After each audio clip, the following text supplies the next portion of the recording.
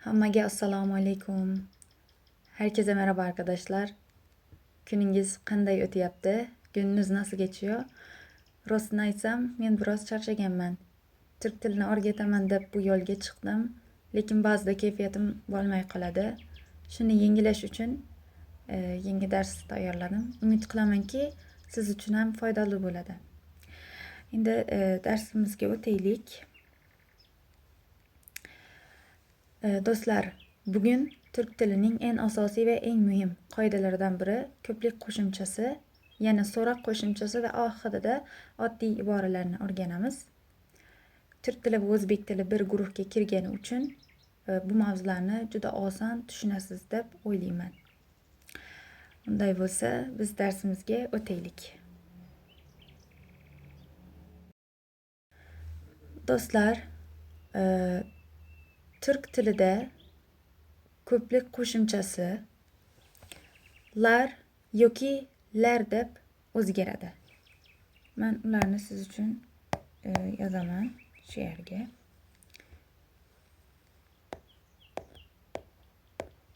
Lar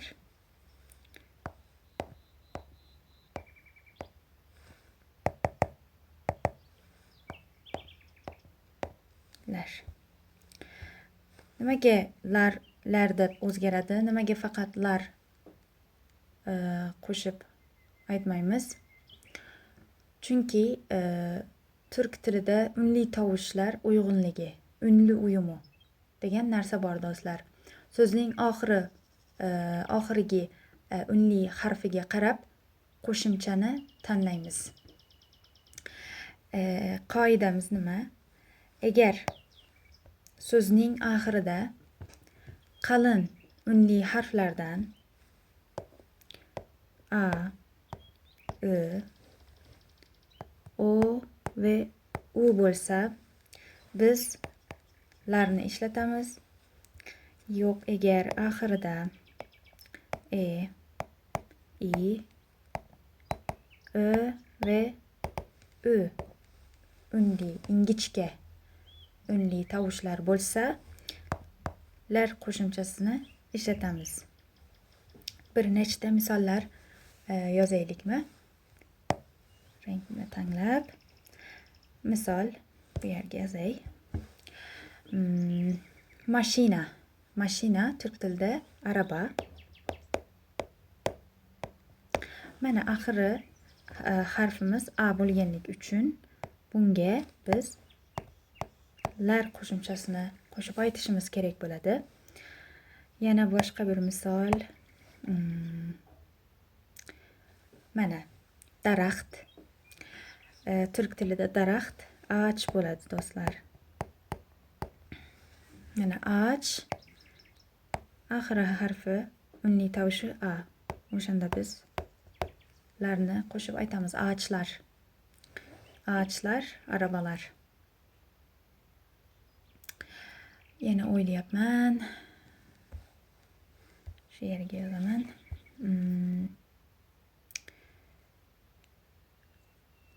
Nima bo'lsin? Yana bitta yozmoqchiman. Faqat a bo'lmasing. Mana.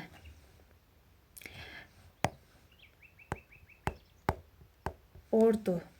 Do'stlar, ordu o'zbek tilida armiya menimcha. Shu ordu oxirinchi unli tovushimiz u. O'shanda biz bunga yana larni qo'shib aytamiz. Ordular. Ordular bo'lmaydi. Unli uyg'unligiga mos kelmaydi. Endi larni ko'rib chiqamiz. Lar bo'lsa, mana uy. Uy nima edi? F. Bu yerda unli tovushimiz e bo'lganligi uchun evlar deb aytamiz do'stlar.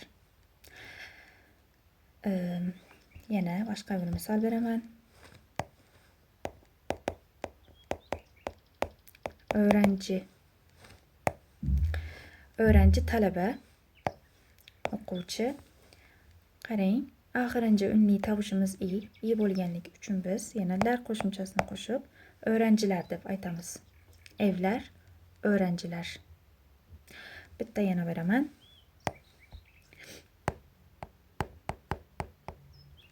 Daftar. Daftar. Unli tovushimiz bor ingichkada. O'shanda biz bunga larni qo'shib aytamiz. Bitta yana beray. Bu bir meva. Üzüm. Mana oxirinchi unli tovushi u harfi bo'lganligi uchun u ingichka unli guruhiga kiradi. O'shanda biz uzumlar deb aytamiz do'stlar. Uzumlar. Ko'rdingiz, unchalik qiyin tomoni yo'q. Turk tilidagi qalin unlilarni va yana ingichka unli ajratimini yaxshilab o'rgansangiz, juda ham shu qo'shimchalarni ham to'g'ri qo'shib aytasizlar, qiynalmasdan. Do'stlar, bu yerda bitta eslatma bor. Sonlar va miqdorni bildiruvchi sifatlar bilan qo'llanilgan otlarga ko'plik qo'shimchasi qo'shilmaydi. Bu istisnolardan bittasi. Mana misol yozaman. Misali, o'zbek tilida 5 ta kitob, 2 ta odam yoki 3 ta qalam deb aytamiz. Ularga lar qo'shimchasini qo'shmasdan aytamiz. Shu turk tilida ham xuddi shunaqa aytiladi. Yana son, bu yerda yozganimdek miqdor bildiruvchi so'z kelsa, otga ko'plik qo'shimchasi umuman qo'shilmaydi. Misol yozaman. Qizil bilan yozaylik. 5 kitob. 5 kitoblar bo'lsa, bu noto'g'ri bo'ladi. Yana 3 o'ranji. 3 ta o'quvchi. Yana çok insan. Çok insan. Ko'p inson. İnsanlar bo'lmaydi. Yana biraz para. Ozroq pul. Biraz paralar deb aytmaymiz. Bu miqdor bildiruvchi so'zlar kelganida ko'plik qo'shimchasini umuman ishlatmaymiz. Bu yerga ehtiyot bersangiz yaxshi bo'ladi.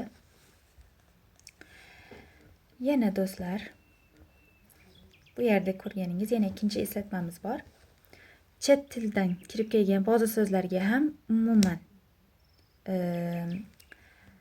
lar, ya'ni oxirinchi tovushi, oxirinchi unli tovushi qalin unlilardan bo'lsa ham umuman lar qo'shimchasi ishlatilmaydi. Chunki u so'zlar ingichka, yumshoqroq o'qinadi. Shuning uchun lar qo'shsak biz, u bizning qulog'imizga noto'g'ri eshitiladi. Mana bu yerda yozdim men. Saat. Oxirinchi a harfi sal ingichka o'qinadi. Saatlar bo'lmaydi do'stlar. To'g'risi nima bo'ladi? Saatlar. Yana hayal. Mana ko'rdingizmi? Hayal demayman, hayal deyman. Sal a bilan l harfini ingichka, yumshoqroq o'qiyman. Hayallar. Mana rol demayman do'stlar, rol deyman. O'shanda rollar. Alkol, petrol, misal yoki sembol kabi qalin unli bilan tugasa, umuman ingichka eshitilganligi uchun lar qo'shimchasini ishlatmaymiz. Faqatgina lar qo'shimchasini ishlatsak to'g'ri bo'ladi. Yana bular kabi misollar ko'p. Chet eldan kirgan so'zlar hozir esimga kelmayapti. Bularni ko'paytirish mumkin.